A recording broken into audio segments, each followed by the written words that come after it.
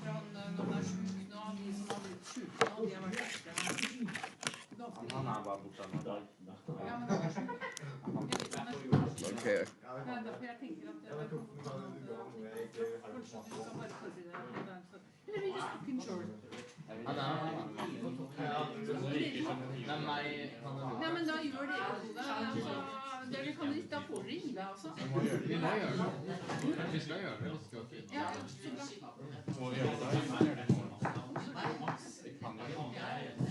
Litt opp til uka må det ha vært gjort.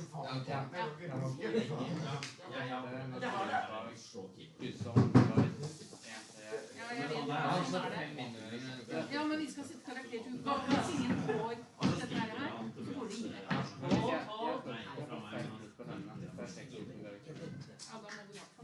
Men det har ikke vært så mye muntlig, fordi i fjor fikk jeg 60 kvelder, fordi da skulle muntlig oppgave. Da har det bare vært herlig. Da må vi ha dag på å øve, fordi vi har gjort litt mye over helg. Så kan vi få bytte noe. Jeg sier hva dere får gjort i løpet av uka. Hvis du finner ut at dere ikke får filme.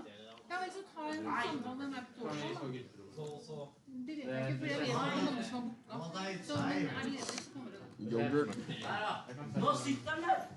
Det er noen syke her. Men hva vet dere i løpet av den uka her, så er det 10 av runde mukbang.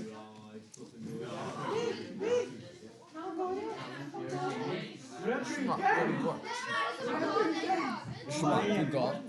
Har du smakt på den lilla puddingen? Den der eller den der? Smak på den lilla kremen. Eller den rosa kremen.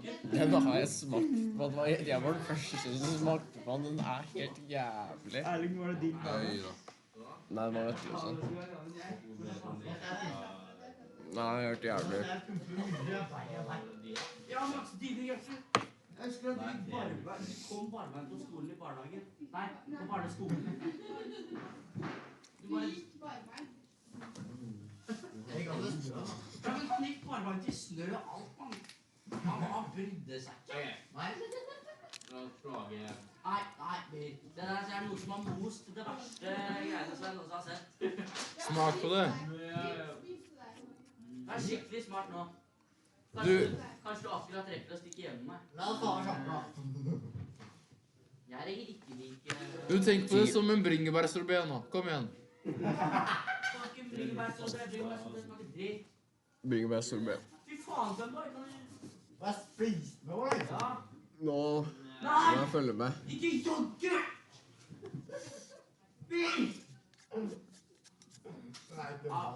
Sorry, vi har noen autister i klassen. Jeg må recorde min mukbang.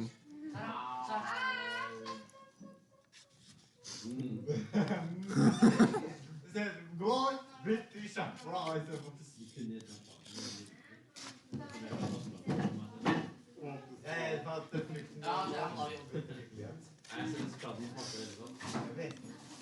Det var alt som var spiselig i tirsdagen sin frokost.